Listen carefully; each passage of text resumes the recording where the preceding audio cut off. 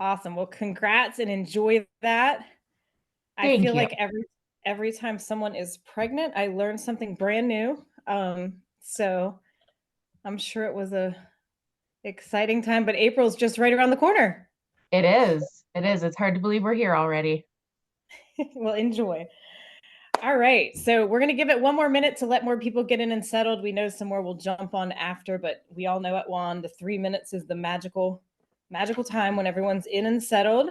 Feel free to eat lunch while you're on listening today. We're excited about this presentation, breaking ground and breaking glass ceilings. We do have CPE today. So for anyone that is interested in getting CPE, we have Farah on the top of the screen. She's going to jump in with 3 questions. We're going to do one at the very beginning, one right before we open up for questions, and one at the very end. So stay tuned for those. They'll come across the screen. And in order to get your CPE credit, you will be required to answer those questions. We'll also invite Farah on in a minute to explain in a little more detail what is required when we do the CPE. So thank you, Farah, for joining us and helping. I will start with some national updates real quick. The 2024 WAN Summit has been released. We are slowly adding updates to the agenda, but the agenda is out there. If you go to our website, in the top right corner, it will say register for Summit. Very excited. We had a lot of signups prior to an agenda being released, have worked closely with NCSHA to make sure we don't duplicate any programming since theirs is the same week and we are coordinating with them in Atlanta. And other good news, we've had over 30 people sign up for the Sunday event. So that is on. That is the one we said, hey, we're going to do community service, property tours, and wellness. We'll see if we have people interested. And if so, we'll build out that programming. There's definitely interest. So Sunday, feel free to join us. And other than that, check us out on the WANcast. The WANcast is flowing with great topics each week, every Tuesday. Every other Tuesday, we're announcing a WANcast. Those are also can be found on our website. And if you haven't joined yet, feel free to go on the website. Join now, it's free. We survive on sponsorship, and you can join any of our LinkedIns, so national or any state or regional, to keep up with events in your area. Thank you so much for joining us today. And I'm going to turn it over quickly. I should say this for those that don't know. I'm Ashley Northcutt, President and CEO of National Women's Affordable Housing Network. I was a tax partner in the industry for years, and am very happy to not be doing taxes this time of year and sending out a lot of love to those of you going through that season. You got about a month left, and then some freedom. And Farah, will you explain to probably some of those same people what we need to know for CPE? Hey guys, yes, I'm Farah and I'm with Tidwell Group and we are sponsoring the CPE opportunity today. This program is eligible for continued professional education credit. And so in order to issue a certificate, we just need for you to answer all of the polling questions throughout the session to verify your engagement and make sure you give us your email address so we can email you the certificate.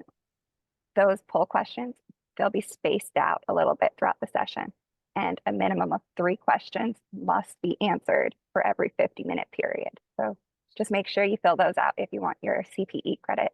But also, even if you don't need the CPE, it's really great to just follow along and answer the polls. We appreciate your feedback, and we're really looking forward to this exciting conversation with for-profit developers who are women. So thank you very much. Thanks, Farah. Would you want to pop one of those questions up now and then we can get started? So anyone looking for CPE or that wants to help us with a poll, you'll notice your name and email address is a box. Please include both of those if you need a CPE certificate. It'll be up here for 2 minutes. We're not going to be quiet the whole time. I'm filling mine out. But we will start the programming and you have about 2 minutes to answer each one of these. All right, so with that, we're going to do self-introductions today so you all can meet these wonderful ladies. We do have 2 more that may be joining us shortly, so we'll let them introduce when Paula and Erin jump on, and otherwise, I'll turn it over. Shannon, do you want to start since you're first on my screen? Yeah, sure. Hi, everyone. Thanks so much for joining this conversation today. I'm honored to be on the panel. It's a great opportunity. I'm Shannon Cox Baker. I'm based in Colorado, in the Denver metro area. I'm the regional vice president for Penrose. Penrose is a national affordable housing developer based in Philadelphia. The company's been around for over 50 years, and Penrose brought me on to open their Mountain Region office about 2 years ago. So I'm responsible for all our development activities in Colorado, Utah, and Arizona. And prior to joining Penrose, I spent about better part of 20 years, developing affordable housing in the public sector, working for the Housing Authority for Boulder, Colorado. And then I went out on my own as a consultant, and then, had this harebrained idea that I would start my own development company in 2021, about the same time I think that Dana did as well. And so that was a wild ride. Happy to get into the details on that, but really do love the industry and really happy to be here today. Dana, you want to go next? Sure. My name is Dana Trujillo. I'm the president and CEO of Accelerate Housing Group, which I started. I had better time. I actually did it in 2019. So we are celebrating our 5-year anniversary. We have so Accelerate does all different types of residential development. Other than we don't really do true market rate. We do workforce, which is, in a similar vein, but there's affordability in it. And then within the light tech industry, we do family, senior, homeless housing, and all different stuff. Before I started Accelerate, I was an executive in the nonprofit side of affordable housing, and I did that for probably about 16 years or so. Accelerate has 2 projects. Actually, we just finished our first project in December. We have a second one in construction, and then we have 4 or 5 more in the pipeline, mostly in various counties in California, and then a little bit in Arizona as well. Awesome. Christy Morgan. Hello. Thanks for having me today. I am Christy Morgan. I am a partner at Commonwealth Companies. We're located in Wisconsin. We are vertically integrated. So we have both, obviously, development, construction, design, interior design, and asset management. We only do basically affordable housing. In 2004, I took a leap of faith and made a bet on myself and started a small development firm, affordable housing development firm, and kind of, it did not come without any challenges, believe me, but we finally grew the company to where we are today. We have about 140 properties that we've completed over the years, and another 20 plus in construction or development. And we work in 21 different states. And I'm proud to say that we're probably one of the largest women majority owned affordable housing development firms in the country. Yeah, awesome. I think we can all celebrate that. Yeah. Congrats. Did Paula or Aaron join yet? Okay, so if they join, you guys will let them in. Otherwise, we'll get started. I'm really, really excited about this conversation today for many reasons. First, we have amazing women joining to share their knowledge. Also, we are approached at WAN a lot about how do I become a developer in affordable housing. Sometimes it's people in market rate that are trying to figure out how do you break into affordable housing. We all know, good luck. That's going to take a little while. But for the women that are already in the industry, we've noticed that there is a lot of female leadership at nonprofit developers, a lot across the entire country. We've also noticed there are not a lot of leaders in for-profit development companies or starting their own. When I was out in California earlier this year, and it's an estimate, but Dana and I were talking, and in the entire state of California, there's potentially 8 for-profit affordable housing developers. So in the big state of California, that is what raised, what is the missing link? Why are more women not going into for-profit development? And we all know it was just Pay Equity Day. Something that correlates to that is if you can have ownership in a for-profit company, sometimes that is more financial freedom than in other sectors or other areas of development. So excited to have this conversation and discuss on all this, hear everyone's journey on, in and out of owning your own or growing from 2004 on, or just doing this right before the pandemic. So what motivated each of you to pursue a career in the affordable housing development sector as a for-profit developer? I mean, I can start. I think that the biggest thing that motivates me is taking a vision, seeing a vision, and then actually building it and making it tangible, and then completing the project and seeing those tenants move in and seeing their faces light up, knowing that they have safe, affordable housing. It's just it's really satisfying, to do that, as well as know that you're providing for your family in the process. Really is motivating to me. Yeah, I'll tag on to that, Christy. So I kind of got into affordable housing by accident. I didn't know what a low-income housing tax credit was, but in 2009, I was working on the for-profit side for a large land developer. They shuttered the office because of the financial crisis. So I spent about 6 months unemployed, and then this opportunity to work for the housing authority came up, and I jumped at it just because I wanted to really, be in development, do something in my own backyard. And it was a great place to learn the industry and be very supported, and really kind of not have the pressure, I guess, of being in a for-profit kind of volume, environment. It was more like, we'll just do development, but we do other things, right? We have all these other properties that we own and operate and manage.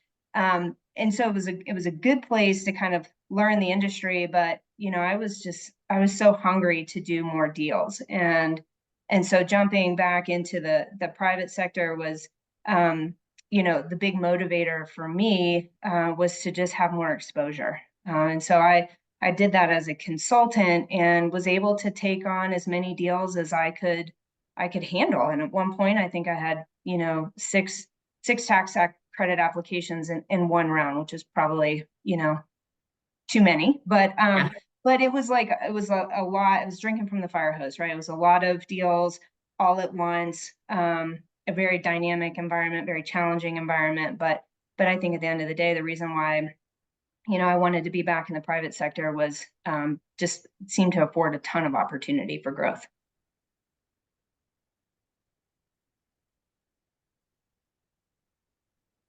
For me, it was really about opportunity and like a control issue. So in what I did right before here, when I worked in the nonprofit sector, I was reporting to a board that had maybe one or two people that were familiar with affordable housing, but the majority of folks were either in market rate development or some other type of industry. And it was a predominantly male board. It was not a board that I curated. But I had a significant amount of frustration in reporting to a board that didn't have subject matter expertise. And there was really this feeling like they were treating me like I was this little girl, coming to them for permission. And it just really wore on me after many years of just not liking that dynamic at all. And there are a lot of great nonprofit boards who are super respectful to their presidents or executive directors.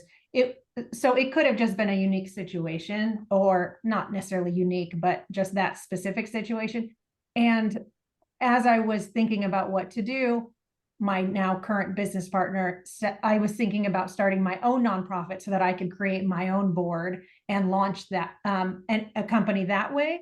And my partner, who was my friend at the time and more wealthy than I knew, said, well, why don't you go out on your own? And I knew several people that had, as they were doing development, but not running a company. So they, would partner, or they would have a deal that they would do. And I knew that I could do that. But in the very early stages of my career, I had ran a small company. That was really great experience and really fun. And then as I was transitioning out of that, right before I got into affordable housing, I worked on my own independently. Just I took some contracts, and I hated that dynamic of just working independently on my own. I really like working with a team of people. And so, I told him I don't really want to just work independently on deals. I want to run a company. And so then we just started chatting, and, we ended up forming Accelerate, and he provided the capital to do that, which kind of is, I think, some of the barriers, obviously, is capital, which we'll talk about later. But so from that conversation, Accelerate was born. That's great. I love too how we can get motivated. Like, I'm starting my own because it's not working out the way that I know it can work out, right? So that gives you that extra motivation. And I think we'll just jump right into that question. You mentioned it. You said my friend was wealthier than I knew. And that seems to be a common barrier for anyone entering development, but especially women. Where is that balance sheet? Like, why is that a significant barrier? How does it specifically affect women more than men? What are your thoughts on that? And what can we do to try and fix that?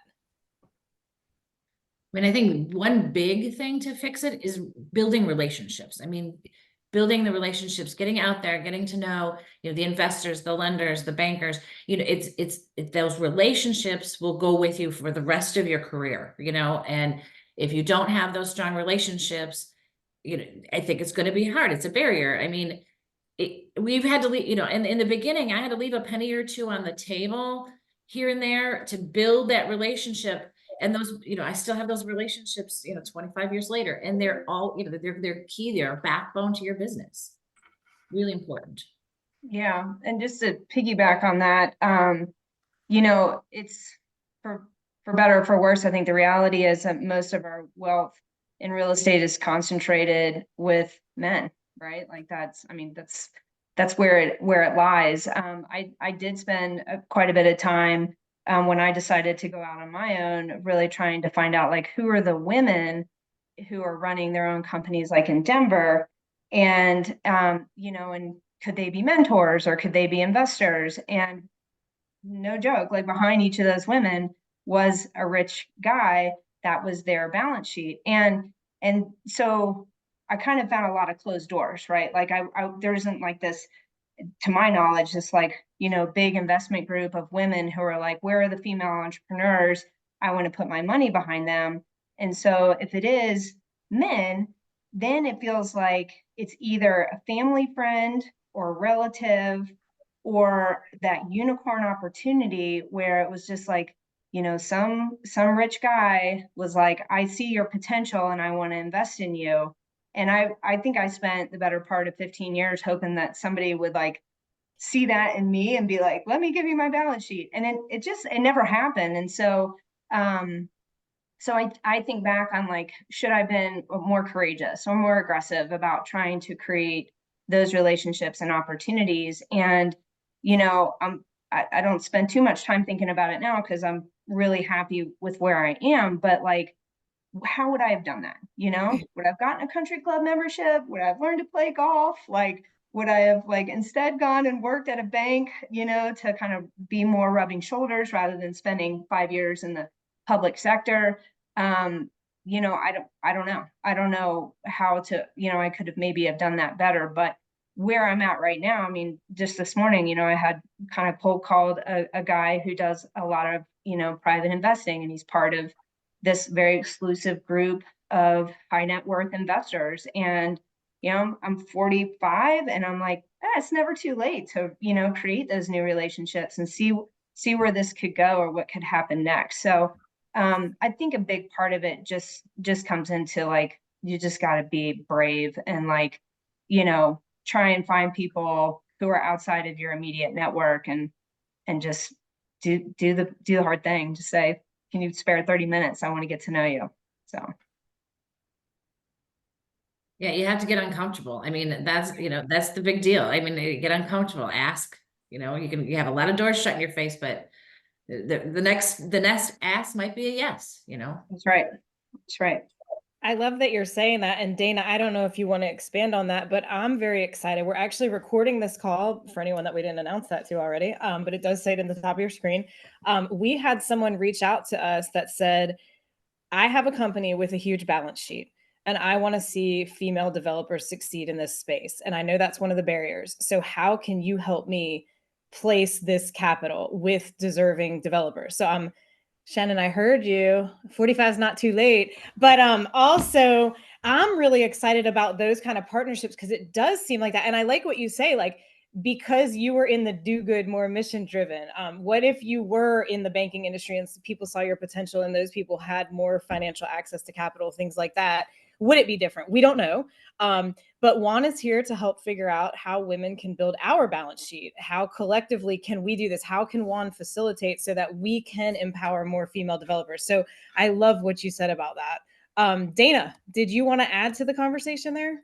Yeah, so it's very, very, very difficult unless you were blessed to be born independently wealthy, and also have, you know, years of experience in affordable housing to be able to just go out and do it on your own. And that applies to men or women. So you really have to, so there's it's a lot harder, like you said, Ashley. If you're coming from market rate or some other type of development, there is this threshold of you just have to know how to do affordable housing and how to put deals together. So assuming that you do that, like you've been a project manager somewhere, or, you know, you've worked on deals, and you have, you know how to put together financing and win awards, and you can get experience points. Like, the barrier to entry into affordable housing in general is just very, very high. And I think maybe it's different in other states, but it's like almost next to impossible in California unless you've been doing it for, you know, decades and can win all the experience points at the various government levels.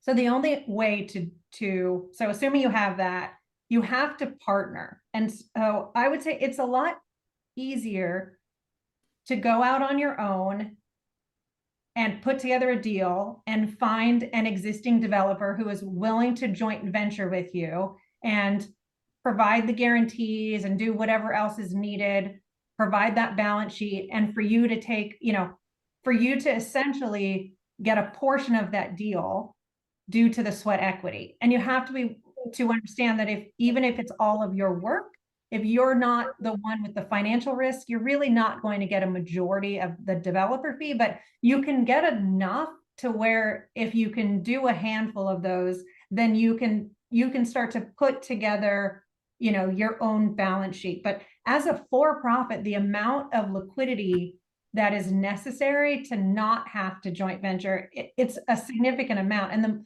the larger the deal, the more expensive the deal, you know, the larger that amount is. So it takes a decent amount of time to truly be on your own. So there's a woman that I know who's been doing this for probably like 10 years, and she's still joint ventures on her deals. And she has, you know, completed, you know, 12, 13 or so deals just because of the financial capacity that you need to carry your deals on your own. She likes to spread her risk. I think she has a balance sheet to be able to do it on her own, but she likes to have shared risk. So she still partners.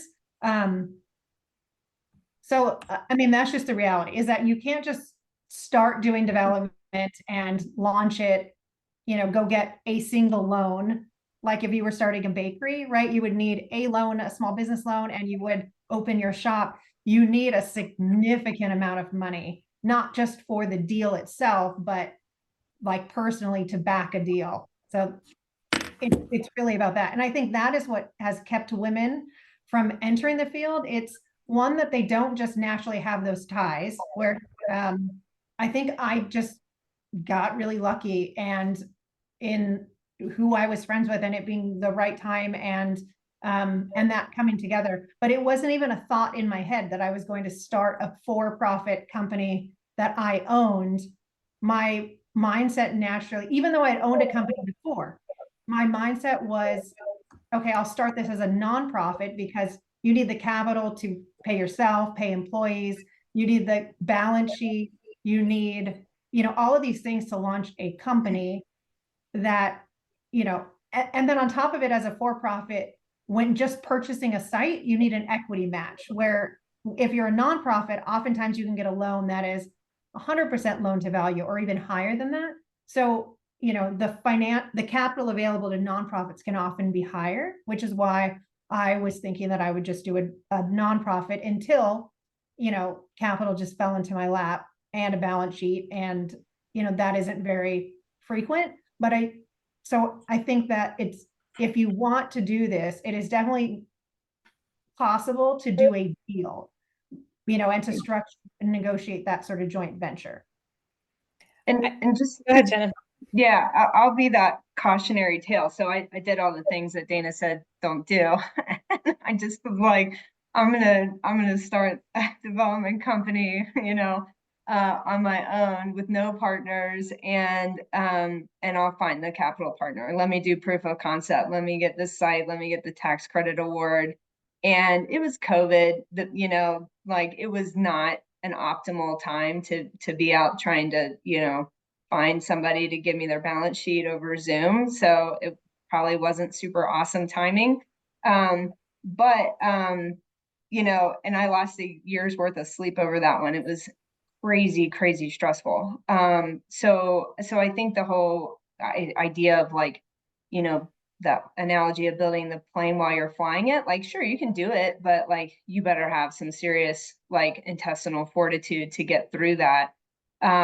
And hope that all the pieces fall into place. And, you know, for me, like the pieces really somewhat magically did fall into place. You know, the deal that I originated in Denver and got a tax credit award on, kind of simultaneously, I got this opportunity to join up with Penrose, and they were like, we'll co-GP with you on your deal and we'll back your deal. And it was like, that was the right thing to do for the deal. And it was the right thing to do for me personally. And I have no regrets over, you know, basically handing over the keys to them. I mean, the project's at 100% supportive housing for homeless youth. It's going to, you know, open in a month. It's crazy to think like, you know, like super successful, like we're making it, we're going to make it to the finish line. And so I think it, you know, in an ideal world, right, I would have had that, you know, financial partner in the balance sheet and a team and a salary, you know, to float me but I was kind of like done waiting, and I just kind of jumped off the cliff and went for it. And I'm just glad I've landed on my feet. But, you know, the one thing I also wanted to say, because I'm kind of watching the chat, is like, I wouldn't discount the value of working for a company in the private sector, even if you have aspirations to start your own.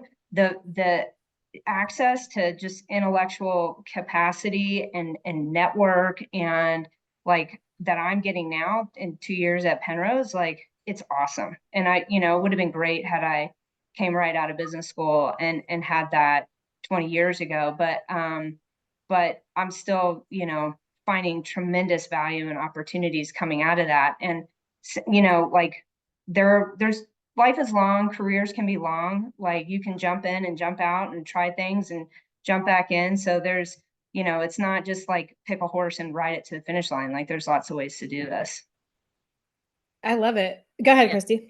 I was gonna say, you know, I mean, how I kind of got, you know, my capital, it was kind of totally different, but it's also, you have to remember, I've been doing this for a long time. So the barrier to entry was a little bit less, the bar was a little bit lower, but I worked for a private developer back in the early 90s or the late 90s. And at that time, the company that I was working for was a large development company, but they did affordable housing was just one arm of the company. And another larger piece of the company was an indoor water park company. And they made a decision to take that piece publicly traded. And so that, you know, in 2004 is when I kind of banked on myself and decided to basically buy myself a job, right? And so back in those days, we had 12 properties while I was working there that we had completed. So I ended up buying that piece of the company. And that's how I started. Went to a small community bank that we had done a lot of work with, and asked them if they'd lend me the money to buy it. And they did. And, you know, they knew me, again, back to, you know, my point of relationships. We had a relationship with this small community bank. And they let me the money to purchase, you know, that arm of the company and started the company and you know, here I am today. But yeah, like I said, there's been struggles along the way, but that's how I did it. So yeah, you know, back to what Shannon was saying, I think working for a for-profit developer is fantastic way to start, and then, you know, see where it leads you from there, right? It's, you know, I've got some young women that work at Commonwealth, and just watching them grow and their talent has been extremely satisfying to me to see how they're growing. Just some of them were interns 2 years ago, and they're knocking it out of the park. So watching that growth in a woman, you know, is amazing. And so there's doors open, you know, you get to meet those relationships, you build those while you're working for someone else. Yeah. I think is important. And I think you just made a key point too. And first of all, she has a great, your women working at your company have a great mentor. So that's pretty amazing for that experience. So you made a point too that, you know, relationships are everything, and also introductions. So one thing that was so key in my career was people saying my name, Ann Cohn inviting me to do panels of people I never met before and kind of showcasing my name. Right. So I think going to another company that is already successful and having people like these three share your name and share, you know, kind of have your back when you do step out on your own. And that spurred two questions. One, I got a private chat, so I'm going to bring that question up. But also, if someone came to work for you and was very open about, I want to go out on my own in 10 years, like I'm here to learn, to build up capital, and then I want to go out on my own. Is that a threat to you all, or is that something you welcome and would want to mentor people to grow into? That's a good question. That's a super good question. Yeah, right. I mean, I'm hoping that, you know, they'd come, and I don't have a problem mentoring them. I would love to have them come, learn under, you know, under our umbrella, but I wouldn't want them to leave me, right? And so maybe Yeah. I would have to think about like having some serious conversations like, hey, why don't you come be a partner in the company, you know, as Yeah. opposed to leaving me, right? But So yeah, I mean, I deal with that like a couple different ways.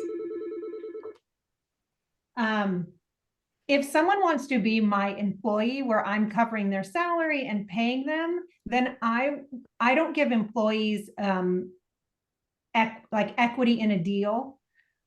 And I don't do equity in the company, but I do like, you know, bonuses and other things like that for rewards. And, you know, if we reach certain levels, it's not technically in terms of like IRS profit sharing, but I kind of do it like that, where because I want people to be invested in the success of the company as opposed to the success of just the deal that they're working on.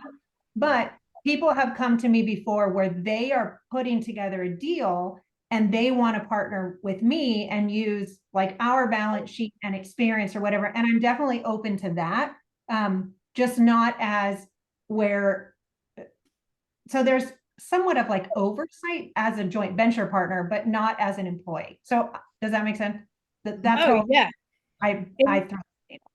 It makes all the sense in the world. We've just gotten some feedback that it feels like sometimes we as women are not as like helpful to catch a bird and release, right? But however, that's competition. And I think what you just said is the big point. It's if you're willing to put risk, then you can have a piece of the equity. If you're not, and I have a couple friends that work for developers, and they're doing it with no developer fee cut to kind of learn the business.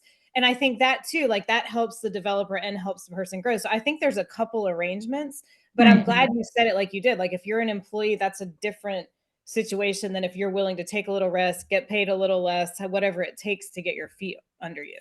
yeah, well, at Commonwealth, what we do is, I mean, we like get them, we build them up, we help them, you know, and then once they're developed into a strong developer, we start bringing them into our deals and giving them pieces of that development fee. Because they, you know, they're putting their heart and soul into those developments too. I mean, they are running their own little business within our business, and so come show me you can do it, and we'll give you, you know, we'll give you a piece. So Yeah. that's Another thing that you can negotiate too is if you are at a point where you are it depends on the structure of the company, but if you're in the appropriate role, you can negotiate with your employer to get principal experience, but you need to have it in writing to where they agree that the deals that you're doing, because in certain states, you don't necessarily have to be a general partner to count that deal as experience. You have to have a certain role, and sometimes the company has to provide letters, or you need to get a CPA letter. It just depends on the state that you're working in. So you can negotiate that too, that even if you don't have ownership in a deal or get developer fee, getting the black and white on paper experience, which oftentimes you need the permission and cooperation of the company, that can be really valuable too. And I think companies like I would be willing to do that. So it just depends on, the role that you have within a company, and negotiating and getting it in writing, because, your boss can change or whatever. So you need it signed by the company to do that and make sure that they're going to provide it. I saw in the chat someone's in school and asking how to get involved in the affordable housing, and we do college campus outreach, and that's one of the things that Contessa with Dominium tells all of the women in the room. You should be asking for equity if if this is your goal, like in the deal, as you grow in your company, you should be asking for a piece of equity. And I think that's one thing back to similar to risk. Men in general are willing to take more risks. We take as women more calculated risks per studies. Also, we're not machines in the negotiation area. So sometimes, Christy alluded to it before, you have to have courage. You have to ask for what you want. You have to go out there and know what's out there. And that's a key part that you just said, Dana. I've never heard that before, but there's a principal experience. So that's great for any people, aspiring developers on the call. That's helping you get the experience. But I do love how you pointed out, make sure it's signed and everyone agrees. Yeah, I just to tag on, I think it's a good question, because I think it's it is a brave thing to just be really forthright about your ambition. And I think, the same rules apply, right? If you do it in a way that's respectful, and you come to your, owners of your company or whatever as like, I want to be like you, and I would love for you to mentor me and guide me. I think people love that. I think there are people who really, at some point in their career, see their legacy as helping to support others. And like, don't wait until the fairy anoints you, like you're like Cinderella. Like you do have to be really proactive and kind of go out and ask for it. And you might be told, no, or given a cold shoulder, but it's not, I wouldn't be discouraged by that. I would keep leaning into that. That's great. Someone in the chat asked if there are classes for this. I did post back, but Juan is actually building out programming on the steps to becoming a developer. And we are hoping to have many more of these open discussions like this. So we appreciate you all doing this. So that's the answer to that. We had a side question. They wanted to know, Christy, and this would apply to all of you. When did you know it was time to hire people to help you when you started your own company? When it was too late. I mean, yeah, you just get to a point where it's like, I'm going to have to start turning down deals because I can't do it all myself. Right. Mm-hmm. And I'm a deal junkie. I mean, I'm not going to turn a deal down. I mean, so you just start building. And before you know it, you look around 20 years later and go, whoa, this happened. And right. So, That's amazing. Anything to add on to that when you started hiring, Dana, or did you get to that point, Shannon, with your company? I didn't, but over the 10 years I spent consulting, I had what I would call like strategic alliances with other consultants. We never like merged our businesses, but we had different strengths. And so, I was able to like bring on those partners, not as employees, but like, if you can help me on the front end by not, invoicing me your full freight, like back ending some of your fee or giving me, a discount because of our long-term relationship. Like, again, it's just, 10 plus years of experience, I think opened the door to being able to do that. That's kind of the way I sort of bootstrapped it. So my philosophy is on business type things, I try to outsource as much as possible. I ran large nonprofits, and there's a cost to having employees beyond just dollar amounts in terms of time and oversight and HR, and there's, it can be very draining. So for things that I can outsource, like accounting and other things like that, I do, because it ends up saving time and it's a way for me to mitigate risk. But as far as actual like development folks and people that are working on deals, I brought on 2 people immediately when I started.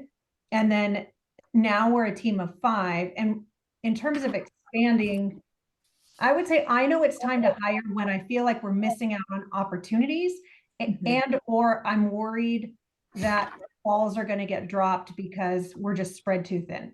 So I try not to wait until it's too late, but you don't want to jump the gun and hire before you have workload to carry the folks. So it's a balance. Yeah, I mean, now at Penrose, I'm responsible for a regional office, and our mantra is staff to the revenue. Like, be real careful about bringing on, people who are really going to look to you to be dependent on their income and a whole lot more. There's so much embedded into a job and a career. So I'm really cautious about. I'm gonna wait till I get that tax credit award, and I know what timeline this deal's going to close and when that developer fee is going to come in, and I try and staff to that. So it's a balance. Yeah, it is. Another cool balance question that came in secretly. Are any of you, were you raising children or the primary caregiver to someone while you owned your business? And if so, how did you manage being the mother or caregiver and an owner developer? And do you have any advice? And how are you still alive is kind of what we're wondering. Yeah, right. No, I mean, I did. I raised a family the whole time. I mean, it's tough. It is tough, because we wear a lot of hats as women. You're not only, running a household, you've got aging parents, you've got, kids' activities. So it's tough. And it's not a 9-to-5 job either. You're traveling, you've got city council meetings in the evenings. I mean, I am married, so I had a great supportive husband, which helped a lot. But it takes a village, right? I mean, I had sitters friends. I mean, it takes a village. And so, my kids, I think was a benefit to them now, watching them saying they saw mom grow. And, as a, a woman entrepreneur, that really made a difference, I think, in watching my kids. I mean, I hope they did, to see that we can wear more hats. It's scheduling your time, prioritizing your time. I would joke, but I would work and then I'd have to leave the office at 4 o'clock because I had, a dance class or a soccer game or whatever, and then you're back on the computer at 10 o'clock at night. You just had to learn how to balance the time. I guess one of the great things is you didn't have to be at your desk from 8 to 5. This is a job that you aren't at your desk at 8 to 5, but then you do have to give up. You travel and weekends. So it's a balancing act, but it takes a village. So I have 2 kids, 11 and 16. So, this is 5 years ago. I kind of have an opposite perspective in that starting Accelerate has given me more time and flexibility in terms of my ability to be, a parent and a wife and be available. Part of that is just by logistics. I opened Accelerate about 5 minutes from my house, and I was commuting, an hour to downtown LA for, the 15 years prior to that. So I cut out 2 hours of commute time when I opened Accelerate. But and I've always been in positions where I had a lot of flexibility to, be able to go volunteer in the classroom or do whatever I needed. But the amount of time and stress that I had, like a different kind of stress, more task-oriented stress, was significantly higher when I was running large development teams and overseeing, a pipeline that was 3 to 4 times as big as what I'm doing as Accelerate. So I designed Accelerate so that I could have more balance in my life.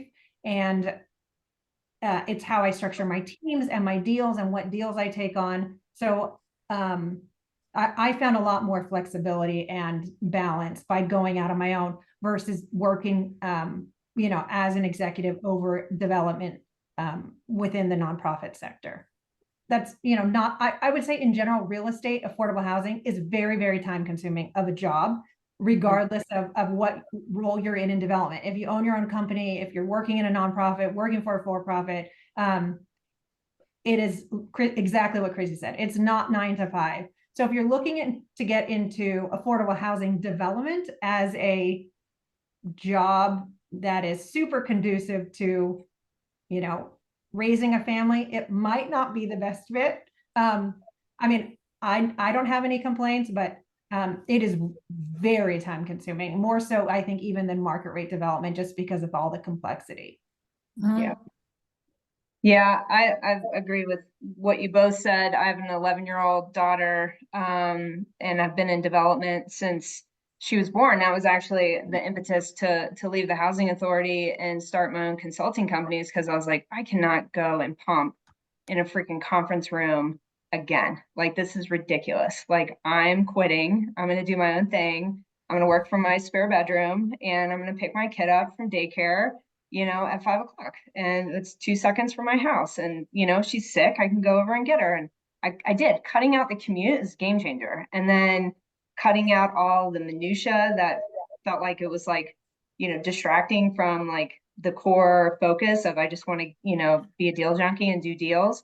That was a same as you, Dana. I found like going out on my own offered me the autonomy and flexibility that I needed to also balance being a parent. But the one thing I think is kind of helpful is you kind of have to also quiet this noise that like you're being a bad parent or bad mom if you're gonna have ambition and do development, whether it's working for a company or on your own. You can't listen to that voice. Like, it's okay to send your kid to daycare. It's okay to hire a nanny. It's okay to put your kid in summer camps or farm them out to your friends' houses, or, you know, call your mother-in-law and say, or feed him McDonald's once in a while. yeah, like Yeah. give yourself some slack, right? Like, there's just too much expectation to try and be perfect at everything. And I think at the end of the day, like, you know, if you look back, like kids don't notice 90% of that stuff.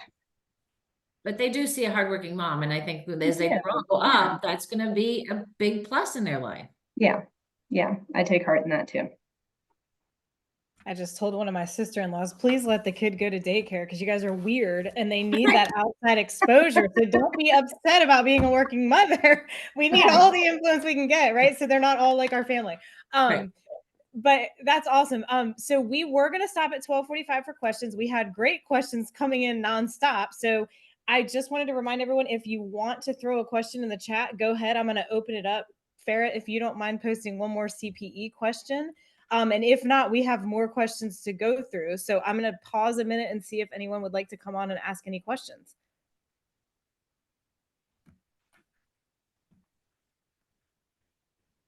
All right. So here's an interesting one. It appears that our approach to diversity efforts tend to compartmentalize different groups rather than treating the people that are minorities in our industry, so women, people of color, as a cohesive whole.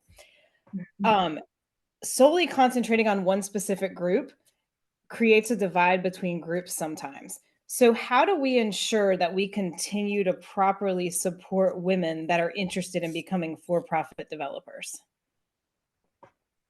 And I can expand on this. I know where this question's coming from, at least internally from our group. You know, there's $50 million funds being opened by banks all over for people of color. There's not that for women, but you have the same people trying to develop their own business as a developer in affordable housing. I mean, you know, at Commonwealth, we work collaboratively. Like, it doesn't matter if you're a woman, a man, you know, whatever. We all work together as a team, and it's just the way it is, because everybody has a different aspect and a different look on life. They have a different educational background, so we all come. I mean, when there's an issue, we bring everybody together and we throw everything at the wall and see what sticks. So, I mean, you've got to find an environment where they're not putting you in silos. You know, you're just all part of the team. I mean, I think that's really important. We don't look at that. We just look at, well, we're one big family.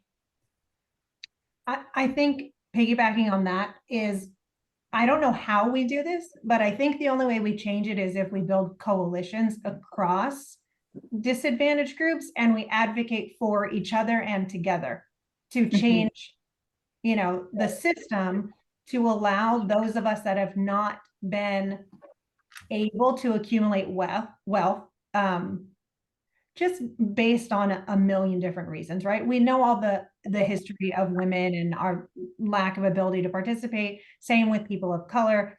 Structurally, we're just starting later than, the white men that founded our country. So I don't know how we do that, but I think if we each keep advocating only for ourselves, then we end up fighting against each other and not getting anywhere. And I think the only way we change the system is if we build coalitions across those groups to really change it to create equitable platforms.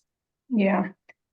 Yeah, you mentioned the funds that after George Floyd was murdered, I thought I was, at least hopeful, like, oh my gosh, all this capital is going to flow into the affordable housing space for entrepreneurs that are minorities. And I was told, your present company excluded, right? Like, we're really focusing on the BIPOC community.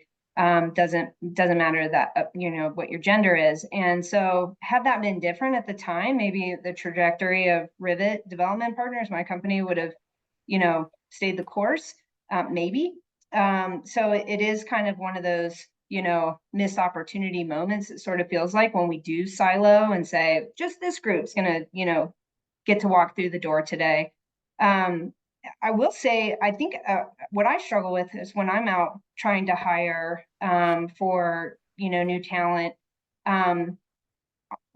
I almost exclusively get resumes and cold calls from white guys, and they're so talented and they're amazing and they're earnest and they're doing all the right things and all the hard work. And any number of them would make for great employees. But, I'm like, where are the women? Where are the people of color? Like, why are they not finding me? And how can I do a better job of finding them? And so, I think doing forums like this is really one way to just kind of put the call out there, that you do have to self-promote and advocate and like go on websites and look for job listings and, contact your network and ask for introductions. And then when people do the same and say, can you help me find this? Like, you got to follow through, right? Like, we're all kind of here trying to stand on each other's shoulders. So no doubt people are out there who are disadvantaged or, underrepresented. But I think the channels to connecting with them are not as strong as I wish they were. So Juan to the rescue. We did just release a speakers directory. We are about to release a women-owned and minority company-owned business listing. That was requested by some of our sponsors so that there's an easy way to check vendors to make sure they are in fact minority or women-owned. So that's coming. Also a job board. So not only will we be able to post jobs, but anyone that is interested in exploring jobs in the affordable housing industry can put their wishes on there up with a resume. So stay tuned for that. We're trying to bring it all together to make that call to action easy for people to answer. We also had a question come in, and I'm just moving around my chat. Hold on one second. It keeps moving. It seems like men are more confident. How have you personally overcome imposter syndrome? And do you have any resources like books or podcasts that have helped you? I mean, you got to just break out of your shell. I mean, yeah, it's not easy, right? It's uncomfortable. You got to get uncomfortable. I mean, you do. And then it becomes easier every time. It's a little easier. You've got to start networking, but you just have to get uncomfortable. I worked with a leadership coach, and that was awesome. Like that was definitely a bit of a confidence booster. And she kind of broke the fourth wall when I was like, Rivet's like not, kind of gonna sunset, and I feel like a failure. And she's like, hold on a second. Like, my husband's in tech. I've never once heard him describe any, company sale or exit as a failure. There's always, sometimes it's just a reframing of what's a success. So, I think this idea that men are more confident might be that they just don't share their vulnerabilities and they don't wear them on their sleeve and they're not open about it. And they are experts at reframing. I think it's a matter of looking for examples. And I think that's part of why women, so part of our issue of not asking for things or pursuing things is we don't have a lot of examples. Like we were talking about how few women-owned affordable housing entities there are in California, when California has so many affordable housing developers. You pursue what you know and what you see unconsciously, right? I think for me, my mom owned her own business, so I grew up with that example in my house, which is why, you know, in my 20s, I didn't think twice about starting my own company. I did not consider that when I was thinking about affordable housing, just because of the capital barriers. But, you know, once the capital became available, it was literally a 20-minute conversation for me because I had that example in my house. I had done it before. And when the capital became available, it just opened the doors and it was really easy for me to say yes. So I think because there are so few examples, you have to seek out women that even if they are backed by a male balance sheet, as Shannon was saying, they are still women running their own companies. And you need to put those images in your mind and see yourself in those roles. And if that takes a podcast or whatever else to get you there, then do that. But just really envision that, right? You're not the first. We are out there. There's not a lot of us, but there are examples. I can send you my picture. You can put it on your wall. I'm putting it right on my wall tonight. That's it. Just get yourself inspired and don't feel like an imposter. Yeah, I think that is really great advice. Also reach out to Women's Affordable Housing Network. We placed over 40 people into jobs over the last 2 years, and I'm happy to report at least 3 of those doubled their salary because you will get that confidence. That's what we are all here for. The same with these women on the call. Once you hear them speak, you're like, oh, okay, they did it. They did it. We can do this. I'm going to wrap up with one really cool question, and then any we miss, we'll try and reach out and get back to you. If you were to start your development business again, would you prefer to be a for-profit or nonprofit developer? For-profit. Absolutely for-profit. Yeah. Yeah, for-profit for sure. I mean, That was an easy answer for them, guys. Yep. Why is that? The upside, the financial freedom. Why is that? The freedom is a big one. Yeah, the people you get to meet along the way is amazing. I mean, they're, you know, men and women, there's an amazing group of people out there and you get to meet them all. It's an amazing, I mean, I love what I do. I mean, and I think that's part of the success is because I go to work every day and I don't feel like I'm working. I go there every day because I want to. So I love it. You know, I love the team. I love my family. You know, it's great. Well, I think real estate is very risky. And so if you're gonna invest your time and energy and your, you know, expertise, your money, then there should be no limit really on the upside. And its agency and its control, and for better or for worse, there's power associated with that. I mean, it creates opportunities into the future, what you can do with that kind of wealth building. You can give it away. You can go invest in other developers' deals. So I think that's really an empowering place to be. Mm-hmm. For me, it's freedom of time and energy, as Shannon was saying.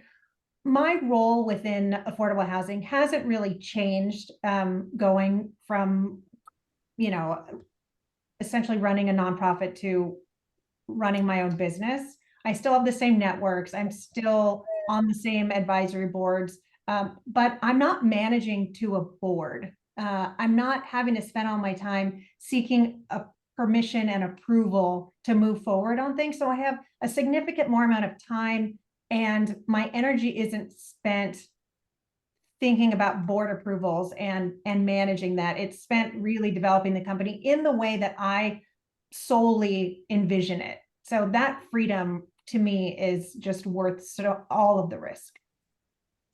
That is a great way to end. We can't thank you all enough. What an inspiring hour, as somebody said. Thank you for spending your time with us and giving us hope. And Farah, thank you. I was just going to say the last question. But thank you all so much. You all are our heroes, even if we haven't said that before or you didn't realize that on your own. There are a lot of people looking up to you. So thank you for sharing all of this with us today. Thank you. Thanks for the invite. Of course. Have a great day, everybody. Thanks, everyone. Thanks. Thank you.